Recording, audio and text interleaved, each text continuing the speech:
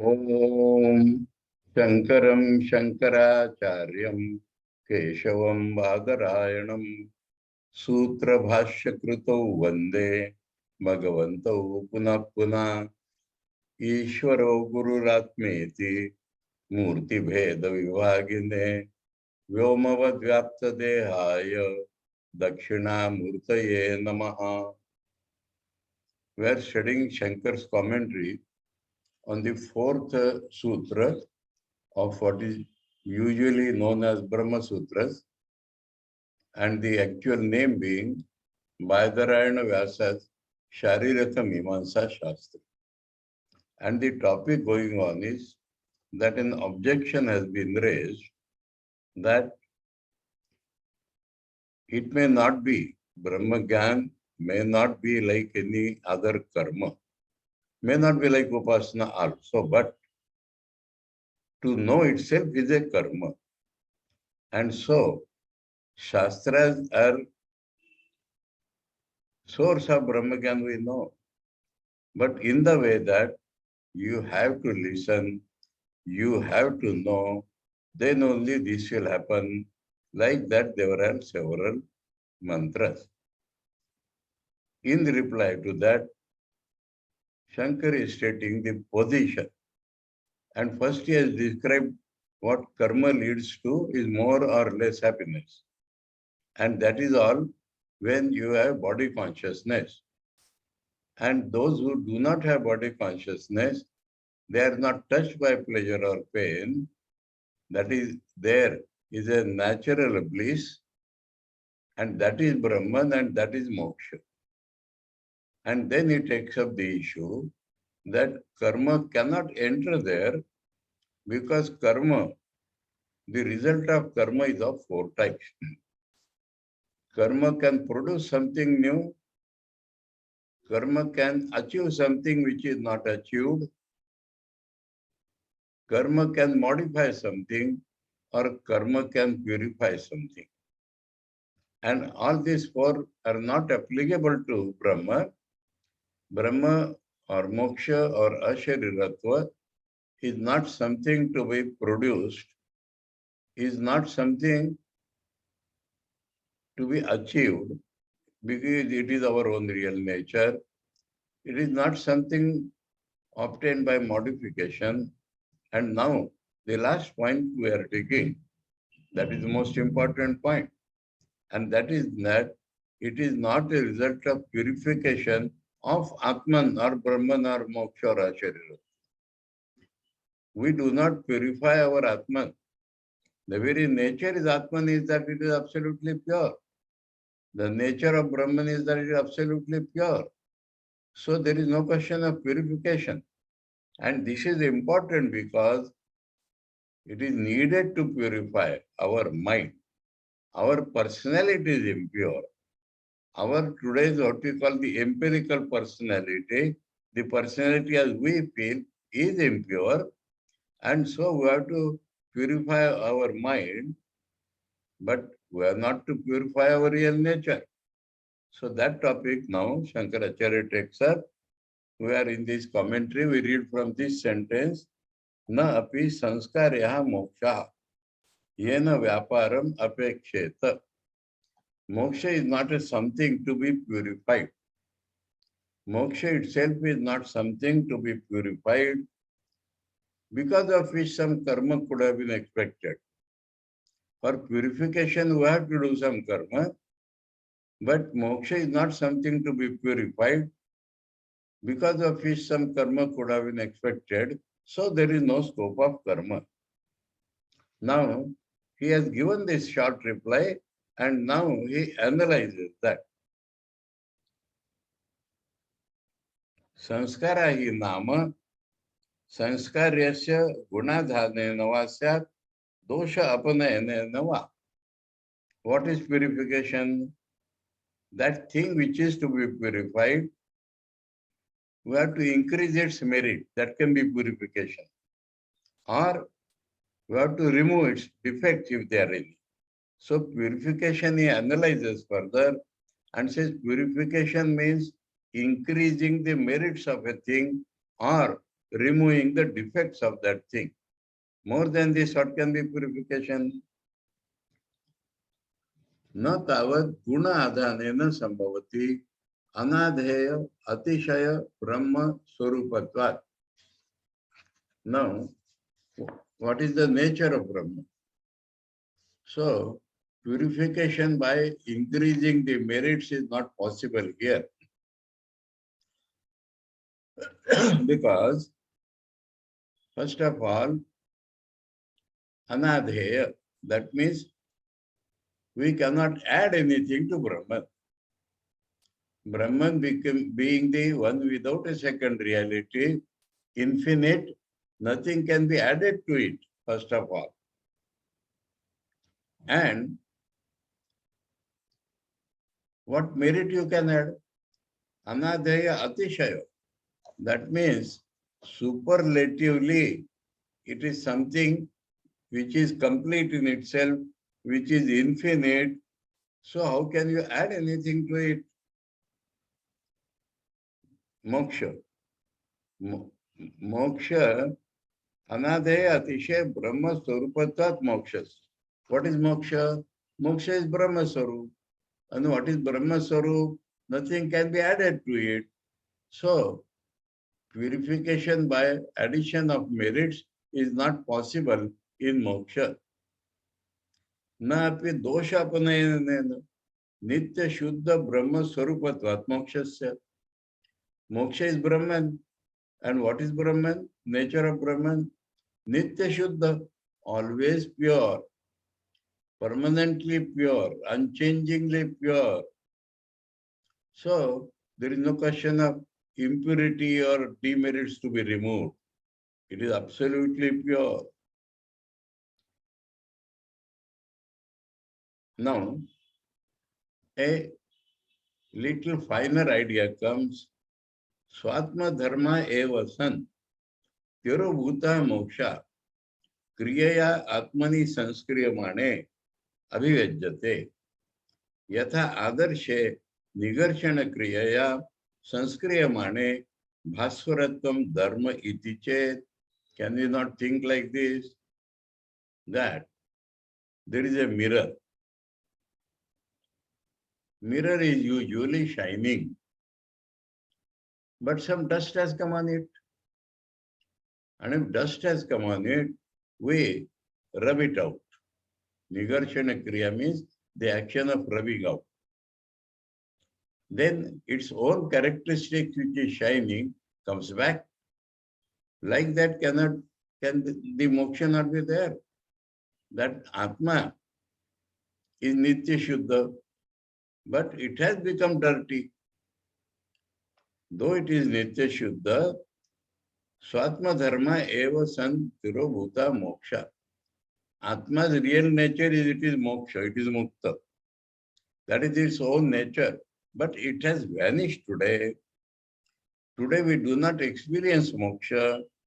So the moksha, though it is the nature of Atman, has vanished today. And so we have to purify Atman to get it back. That is the subtler idea, accepting that it is the nature of Atman to have moksha, but it is also a fact that today that moksha is not available. That means Atman has become dirty. And so, by purification of the Atman, though he has shown that purification is not possible, but the idea comes in this way that today moksha is not experienced. So from that we think that some impurity has come on Atman. And therefore, when Atman is purified, its real nature, which is moksha, will be manifest. Today moksha is not manifested, though it is its real nature, because it is not manifested today. So by cleaning Atman, we will get the moksha back. As the mirror, though it is shining by nature, but some dust has come upon it. So we remove that dust. No. Kriya ashrayatva anupapattehe atmana. This thinking is not correct because Atman is not a place where you can do any action. Atman cannot support any action because it is not logical. Atman being one without a second, Atman being Nirakar, Atman being only consciousness, Atman having no form, then how it can be a support of some action? So if it is not support of any action, now that dust settles on the mirror. So mirror is a physical something, so the dust settles there. Though it is by nature shining, but the dust can settle there and we can remove that dust. But is Atman such a thing? Atman being consciousness, Atman being without form, Atman being one without a second, it is not a ashraya. It is not a support of any action.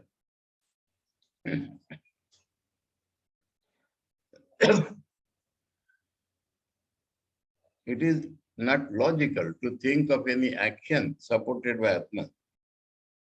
Yad ashraya kriya tam avipurvati naiva atmanam labate.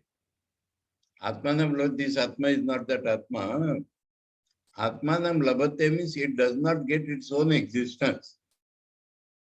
Any action, if it is done on the support of something, then it changes that. If Atman, if action is done on the mirror, the dust is removed. So some change is done in that. Today the mirror has dust. And so if you do action on the mirror, you are not doing action on the mirror actually. No. You are removing the dust. So the action is on dust that we are removing from there. It is not action on the mirror. So action done on something will definitely change that. About dust, what it has done, it has changed its place. It has thrown away that dust. So any action done on something will change that thing. And we have already said that if moksha is attained by change, then it will not stop there, it will go on changing.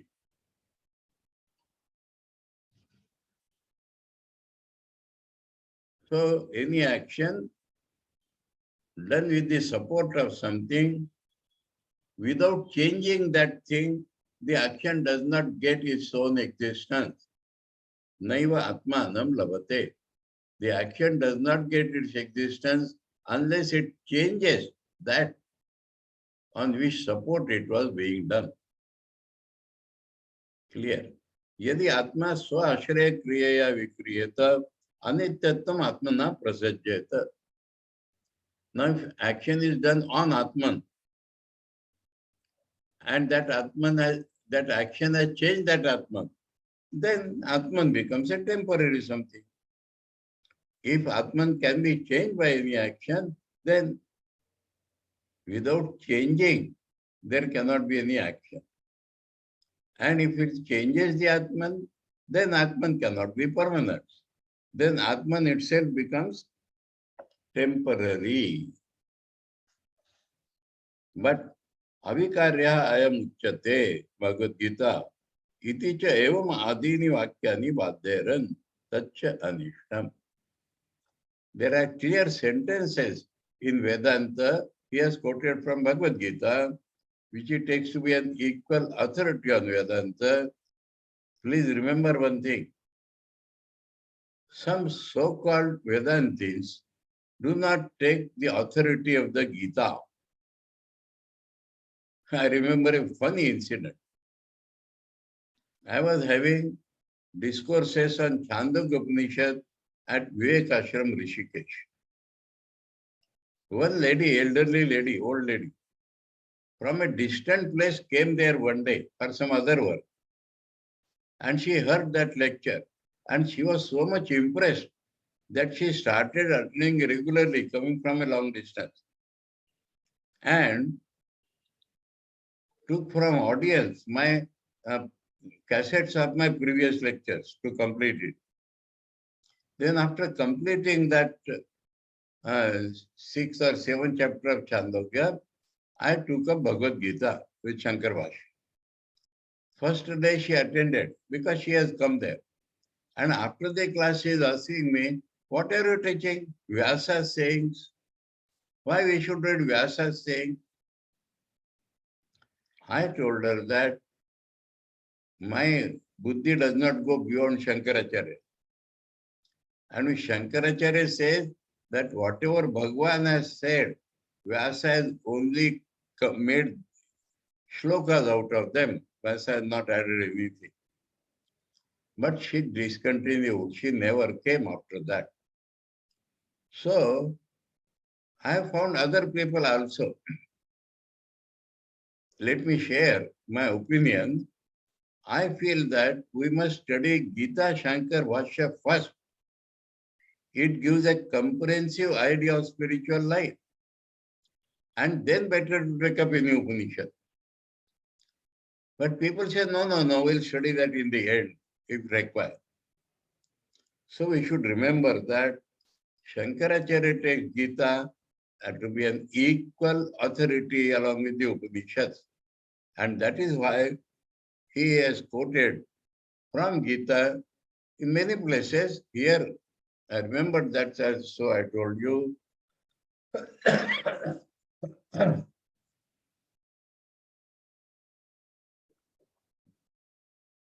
Avikarya ayam uchyate. Gita says that it is called to be unmodifiable, unchangeable, unmodifiable. That is what the Gita says.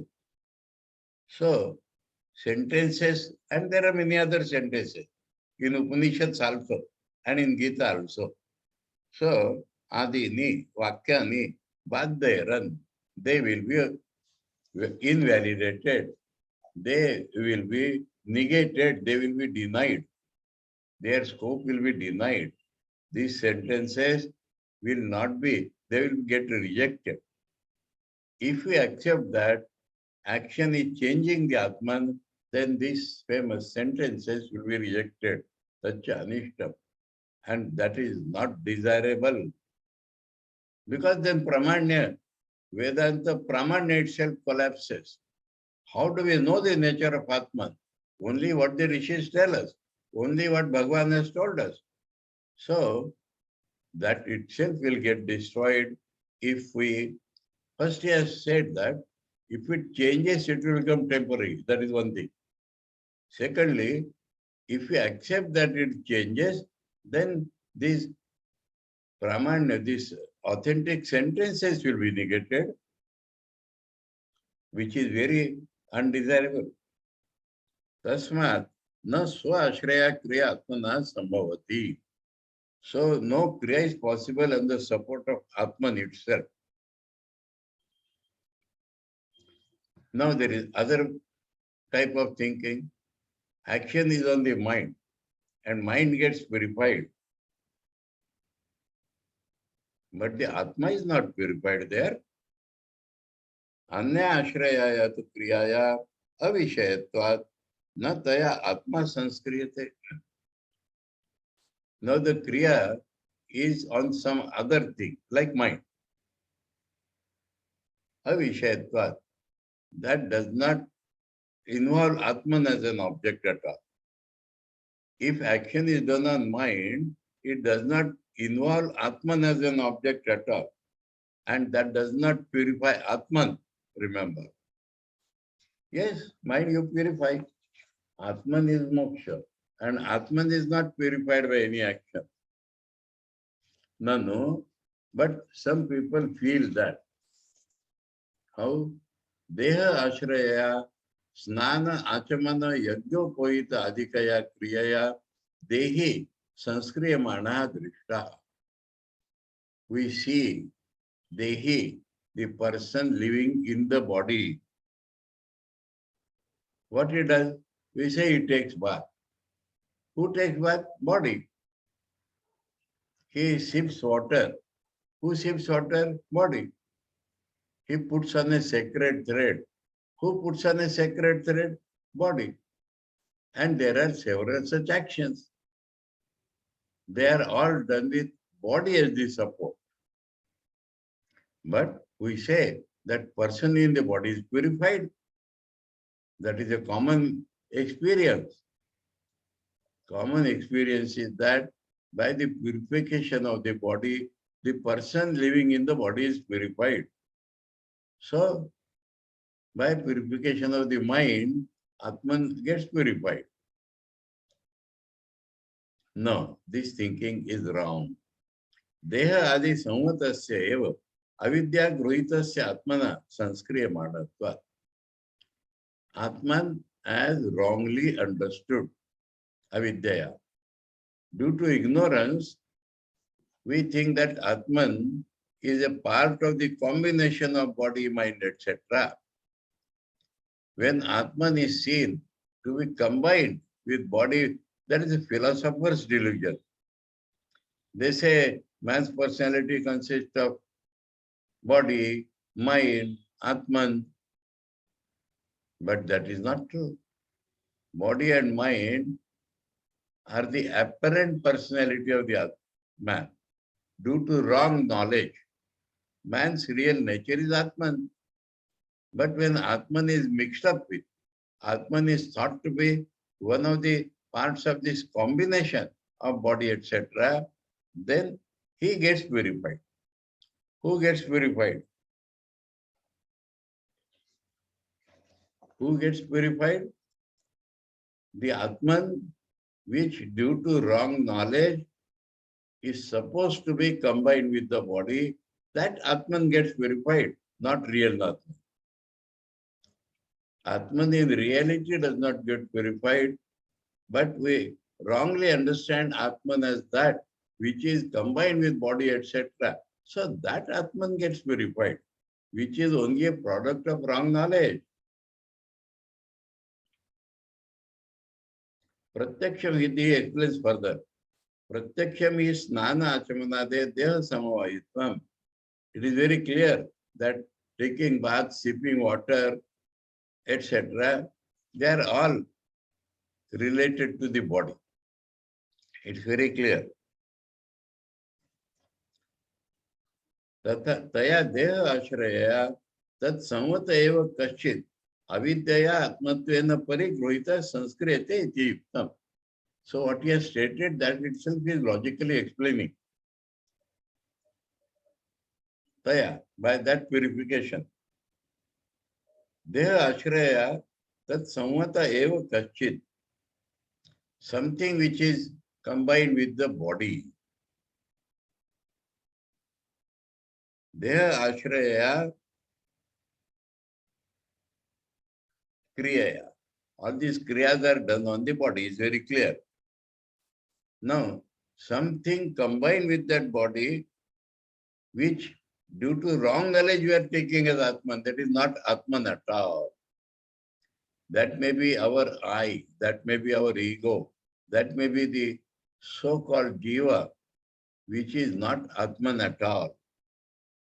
Something which is combined with the body, etc., avidyaya atmatvena parigruhita, which due to wrong knowledge, we are assuming it to be Atman.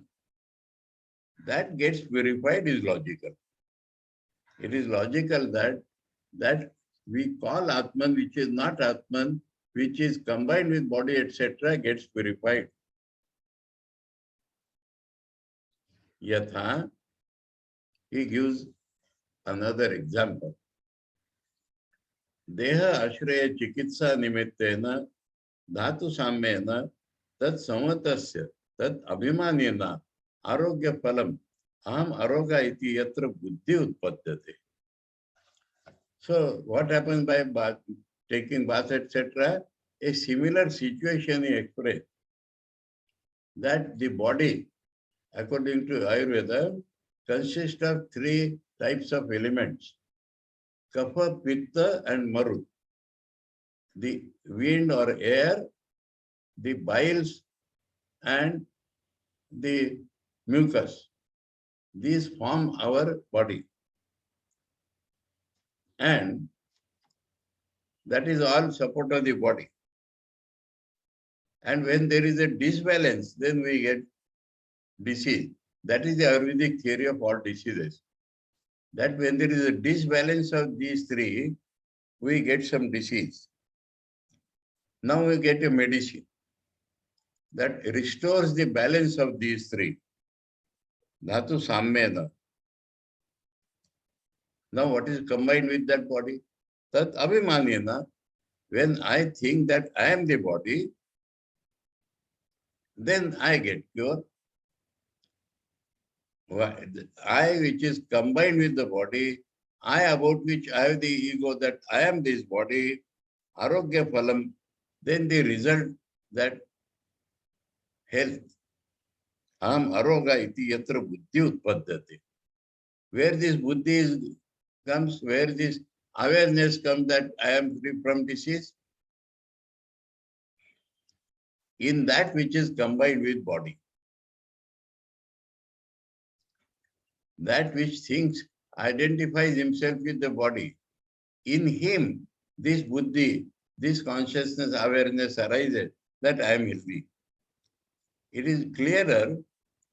So, same thing is happening by this taking bath, etc. Evam snana achmana yajna upavita adikaya aham shuddha sanskrita iti yatra buddhi utpaddate sa sanskriyate. So, where this awareness comes, that because of bath or sipping water or sacred thread, etc., I become pure, I become purified. Where this awareness comes, that which identifies with the body, so sanskriyate, he becomes pure. So, purification happens. Purification by adding merits is not possible. Purification by removing defects. There is no defect in the Atma. But we feel purified, that is because we feel body or mind is impure. And because as the body loses the balance of the three constituents, and that balance is restored by medicine, then I, who identify with the body, I feel that I am healthy.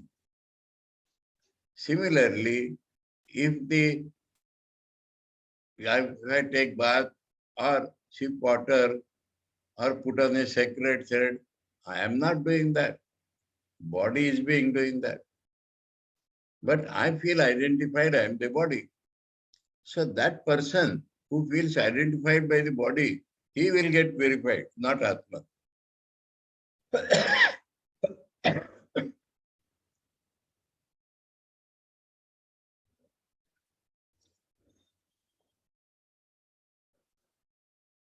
Such a dehena samvata eva, and is definitely combined with the body. That I is always combined with the body. Tena eva hi aham kartra, aham pratyaya vishayana pratyayina sarva kriya nivartante tat phalam cha sa eva ashnati. Now, important thing, that I am the doer. This consciousness is in that person who is identified with the body. In him, this that I am the doer consciousness arises. And all the actions are done from this consciousness. I am the doer consciousness arises by identification with the body, and pratyayana, one in whom this consciousness arises, he does all actions and he reaps the fruits thereof also. All actions are done by the person who feels identified with the body, and the results of those actions also that person gets who feels identified with the body. But in Vedanta, it is clearly distinguished in the Mundak Upanishad and Katha Upanishad. In Mundak, there is a figure of two birds on the same tree.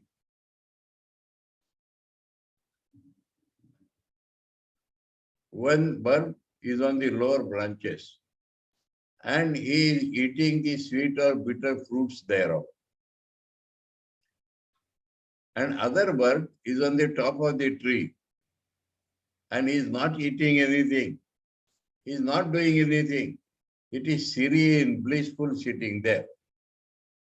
That is the allegory. Now this lower bird, when he gets some bitter fruit, he looks up and sees that bird. And that bird is attracting this bird. So he goes up a little. There, on a different level, he does work and eats the fruits. Like that, it goes on happening.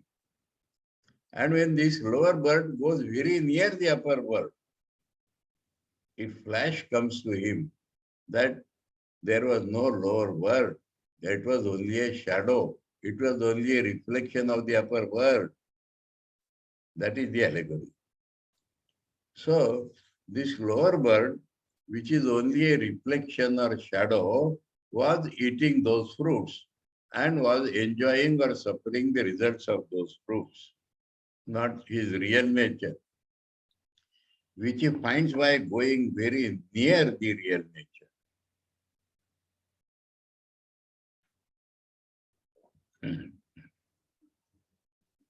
That is in Mundaka Upanishad. Tayo anya pippalam swaduvatti anashna anya avichakashiti. Out of the two words, I have told the full story. The mantra is quoted. Out of the two words, one eats the tasteful, sweet, bitter, or tasteful fruits. The other, without eating, is sitting gloriously. Iti mantra varna from Mundak.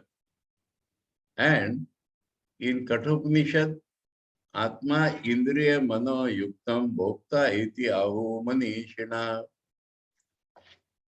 Those who know things, the lords of the mind, those who know things, they say that Atman, Indriyas, mind, when they get combined, which are not combined at all, due to avidya, when there is a combination of Atma, mind and body, he is called the Bhokta.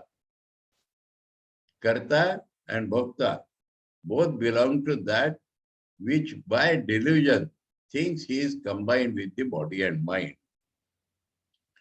So, the real nature is untouched. That Bhokta suffers. And see, so many quotations. Tatha eka deva sarvabhuteshu gudha sarvavyapi sarvabhutantaratma karmadhyaksha sarvabhutadivasa sakshi cheta kevala nirguna cha shata shata.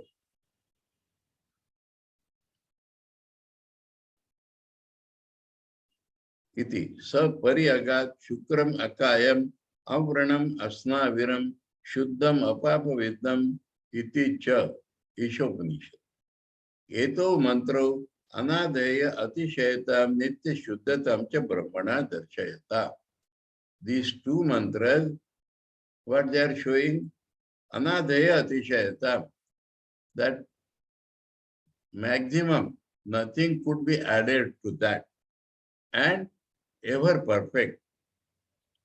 The ever perfection of the Atman, ever purified state of the Atman, ever pure state of the Atman, not purified, ever pure state of the Atman, and nothing can be added to that Atman.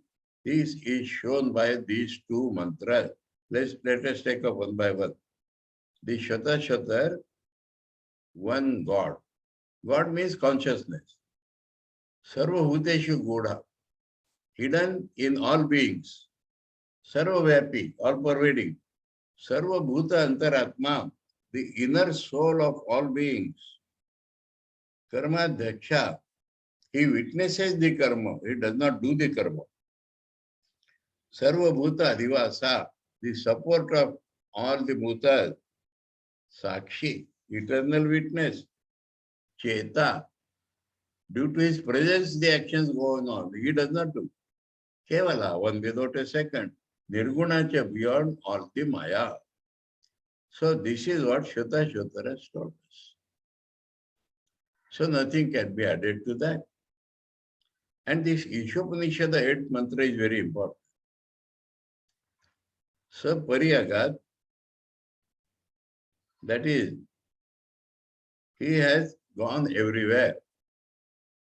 Shukram, he is Shuddha, Akayam, he does not have the subtle body.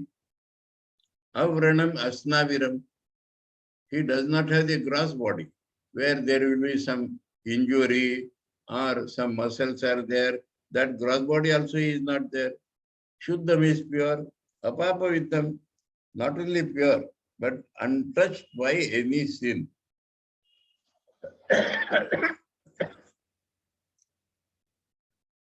These two mantras show that the Atman is absolutely such that nothing can be added to it, is eternally pure. That is Brahman, that is being shown by these two mantras. Brahma Bhavacha Moksha. And to get the real nature of Brahman is moksha. Moksha is not getting something, realizing that we are Brahman. That is moksha. When the so-called Atman realizes that its real nature is Brahman, that is moksha. Tasmat na sanskare api moksha. So moksha is not something to be purified. This he has taken at a greater length because many people feel that, oh, we are impure, we have to become pure. That is the impure which can never become pure. We are eternally pure, that we have to realize. Impurity is in our personality, body or mind. And that has to be removed. Our real nature is never impure and we are always pure. Ataha, now after all this four, Ataha anyat moksham prati kriya anupravesha dwaram na shakyam kenachit darshayitam. Now tell us how any action can enter moksha.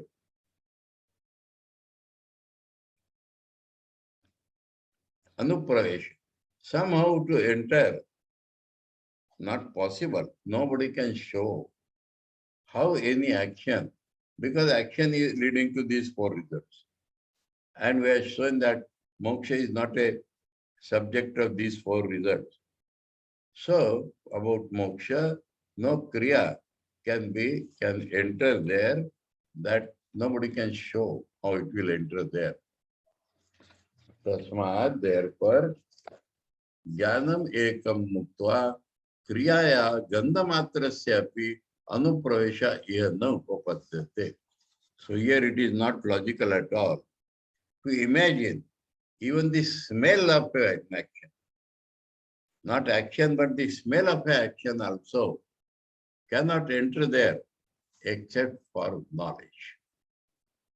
Here it says except for knowledge.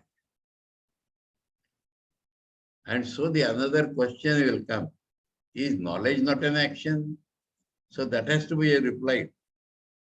But so he says, Jnanam ekam muktva. Muktva means leaving. Leaving one knowledge. Any action, even the smell of any action, here in moksha, the entry is not logical. So that gives a scope for a question. Nanu jnanam nama manasi kriya. Jnana itself, knowledge itself, is an action of the mind. That is true of our worldly knowledge. Now, upasana is a mental action. Meditation is a mental action. But Shankar will now show the difference between knowledge and meditation, knowledge and upasana. With the gross karma we have dealt with. and other than knowledge, no action comes. So that leaves a scope for the questioner. Is knowledge itself knowledge, not a mental action? That is the question. No. Vailakshanya. This is the subtlest part now. No, the characteristics are different. Mental actions characteristics and knowledge characteristics are different. What is action? Whether mental or physical? Kriya hi namasa yatra vastu swarupa nirapeksha eva choddate. Kriya does not depend upon the nature of the thing. Independently of the nature of the thing, Kriya is done. Vedas tell about that. Purusha Chitta Vyapara Adinacha. All these mental worships are told in the Vedanta not about the real nature of the Atma, but depending upon our mind. You can do like this, you may not do like this. Atman, real nature does not depend upon our action. So, mental action is that where it does not depend upon the nature of Atman, but Vedas tell it depending upon our mind. Example, yatha yasya devataye havi gruhitam syat tam manasa dhayet vashat karishan iti. Now, it is a part of yajna or puja. We have taken up some offering to be put in fire for some god. Now, mentally meditate on that god by uttering vashat, that is the mantra. In the regular pujas, we see that. Puja is going on, hold a flower in hand and meditate on God. And that God description is given in the mantra. That is manasik kriya. Iti. Sandhya manasa dhayet. Iti cha evamadishu. In the evening, mentally think of God. So, mental action does not depend upon the nature of thing, but it depends upon the action of our mind. And for the mind, it is taught by the Vedas.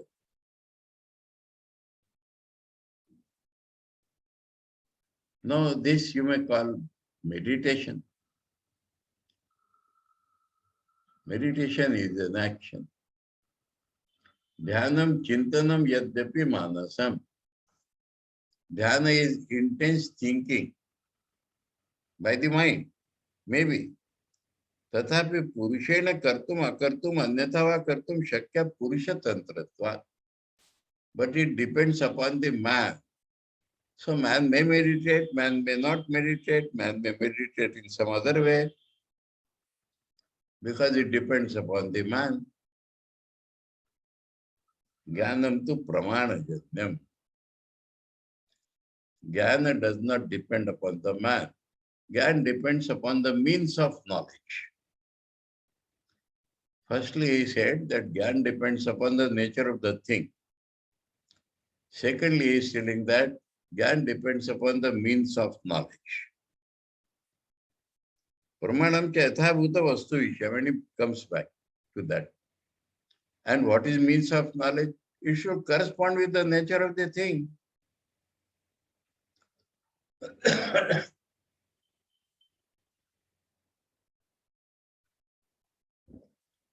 Scientists say it should not be subject to be objective.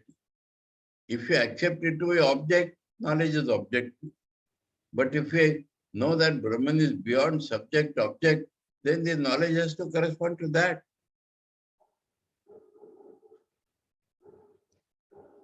Jnanam tu pramana janyam. Jnana is born by right means of knowledge.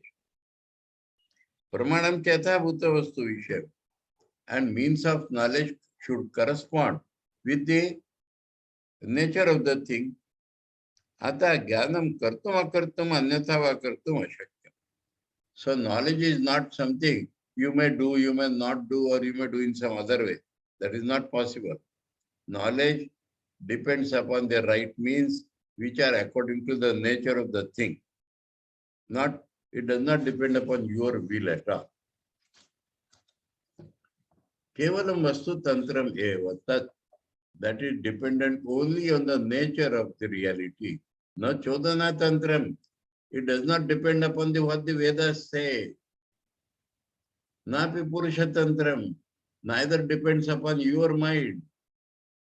Tasmat manasatva api jnanasya mat vailakshanyam. So, though jnana is in the mind, it is a very great difference of characteristics with dhyana or upasana. Dhyana or upasana depend upon your mind. Knowledge depends upon the nature of the reality and right means of knowledge. So, neither it depends upon the Vedas, nor it depends upon your mind. So, though it is mental, it has such a difference with the mental actions. He gives a clear difference, compare sentence. Yatacha purusho vava gautama agni, yosha vava gautama agni iti atra, yoshit purushayo agni buddhi manasi bhavati.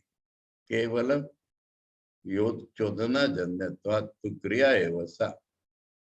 In the Vedanta it is taught, hey Gautama, Purusha, male. Male is the Agni. It is about how the soul is revolved. And that has to be thought of as Agni. Male has to be thought of as Agni.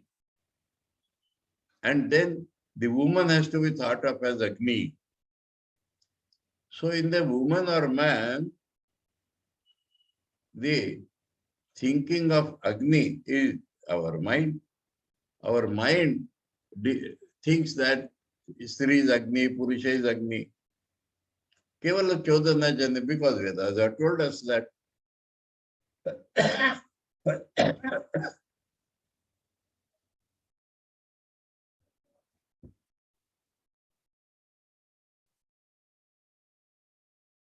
Yatu Prasiddham Agno Agni Buddhi, but there is something well known as fire.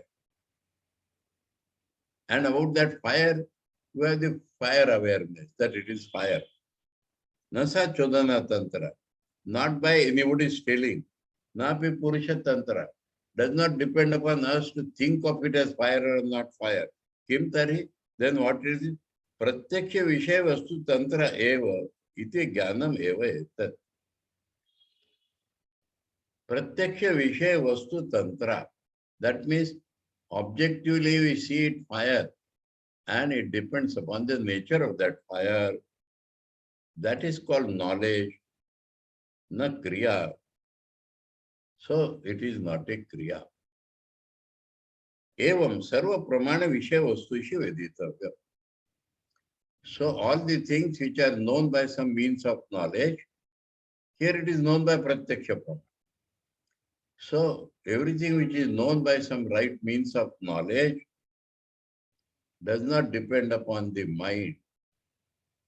Though it is in the mind, but it does not depend upon the mind or the person or anybody's telling. Veditavyam, we should know it is such a thing. Tatra evam sati yatha bhuta brahma atma vishayam api jnanam na chodana tatra. Therefore, it is a reality that Brahman is our Atman. And so, it does not depend upon the Vedas to tell us that Brahman is your Atma. It is a reality. Tad Vishaya Linga Adaya Shruyamana Api Anyojya Vishayatvatha. So, now he is going to touch that why it is said do this or do that. Tad Vishaya Linga Adaya Shruyamana Api Anyojya Vishayatvat Kunti Bhavanti Upala Adishu Prayukta Kshura Taikshna Adivat Aya Anupadaya Vastu Vishayatva. Linga means there are signs like hear, think. So it appears as if they are signs of some work. But if signs of some work are about a thing on which work cannot go, that is why he has great pains to come from that side. That Brahman or Atman or Moksha is not something on which work can be done. Now there are instructions do, okay, they may be. But if we apply that to the Aniyojya Vishayatva, to the inapplicable substance, Kunti Bhavanti, they will get blunted. Upala Adishu Prakta Kshurat Taishu. You take a razor and sharpen it very much. But there is a hard stone. So even if you try to cut it by the razor, it will not cut. Because it is uncuttable. Your razor may be sharp, but the stone is uncuttable. So the sharp razor becomes blunt if you put it on a hard stone. Similarly, they may appear as actions, but when you are applying that to Atman, where action cannot be applied, they all will become blunted. Because Ahaya Anupadaya Vastu Vishayatva, Atman is your own real nature. It is not something to be accepted or rejected. Atman is not your Atman is your real nature. It is not something to be accepted or rejected. So, even if the action is heard, that action gets blunted because on that Atman, where nothing can be accepted or rejected, it is not at all affected by this action. Now the question comes, why then, you see, sadhana is being explained in great details actually. Sadhana is to be explained in great details. One should not misunderstand that there is no sadhana for realizing God. But the nature of the sadhana should be according to the nature of God, not according to our mind or not according to any books. So the question is raised, Kim arthani tari atma vayare drishtavya shrutavya iti. He has come to reply now, after building up this. Iti adini vidhi chaya ani vachanat. So the questioner has understood now. Vidhi chaya, it appears to be something to be done. Then how to understand that? Action does not reach you understand. But the instruction is here, think. So there is an appearance of action there. How we have to understand that? That means sadhana, please explain sadhana without touching the nature of the reality. Without obstructing or changing the nature of the reality, how sadhana should be done? That is the question. Mandukya, Gautpada has explained this beautifully. Swabhavika pravritti vishaya vimukhi karanarthani iti bhuma. He said, we already told you that.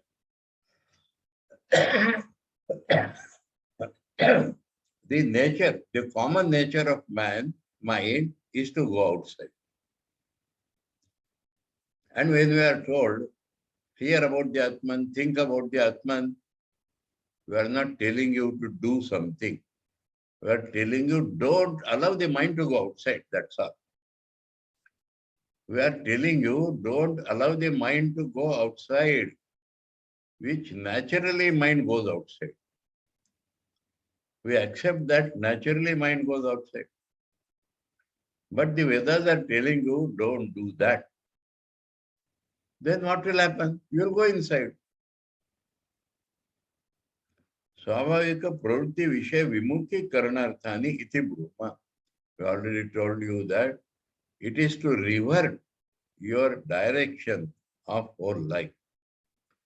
Sadhana is to change your pravritti, your tendencies, which are all outgoing.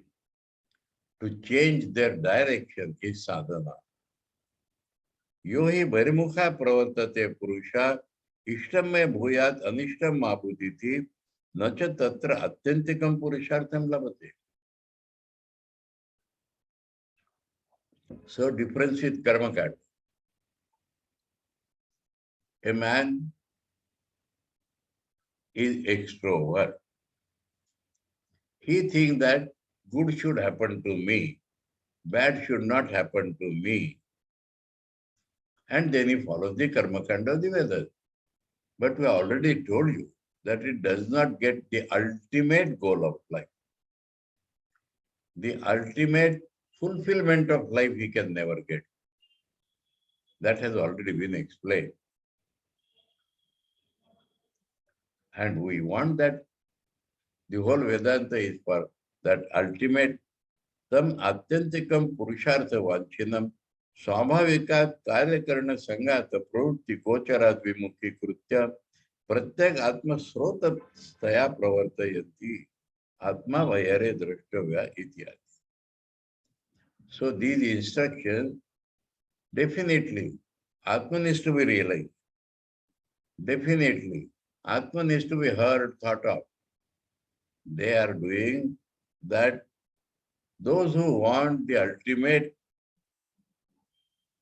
fulfillment of life, now by nature their body and indriyas flow is towards the outside objects. So we are changing that direction. And the innermost Atman, there is an automatic flow, self-centripetence. Atman is the reality. We are all shadows of the Atman. And Atman is pulling us inside naturally. But our nature is to go outside. And if we can stop that going outside, we'll feel the pull of the Atman.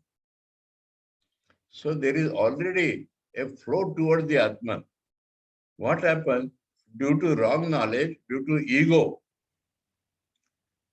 this reflects as if something outside is attracting us. Atman is ever attracting us, whatever we are. But due to our ego, this inner attraction appears as if outside things are attracting us. Because Atman is present everywhere, so we are feeling the attraction. But we do not know the location of Atman. Sarva happy, but where it is experienced. And this reversal is wrong knowledge. And when we are instructed that Atman has to be realized, Atman has to be thought of, heard, we are telling you, don't go outside. There is a flow, inner flow. Put yourself in that inner flow. We are not doing anything. All our actions are Bahirmukha action. Even the mental actions are mental actions. We are telling you, stop all actions. Stop the externality of behavior. The inner pull will be automatically working on you.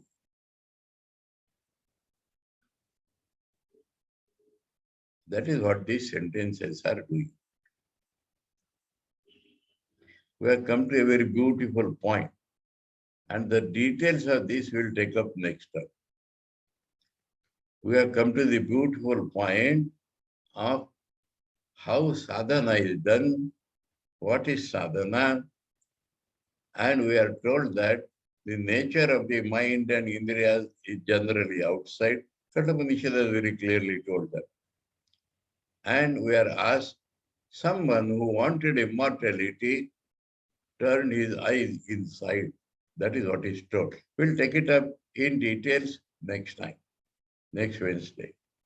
Om Shankaram Shankaracharyam Keshavam Badarayanam सूत्र भाष्य कृतौ वंदे भगवन्तौ पुनः पुनः ईश्वरो गुरुरात्मेति मूर्ति भेद विभागिने व्योमवद्व्याप्त देहाय दक्षिणामूर्तये नमः। ओम शांति शांति शांति। हरि ओम तत्सत्। श्री रामकृष्णार्पणम्।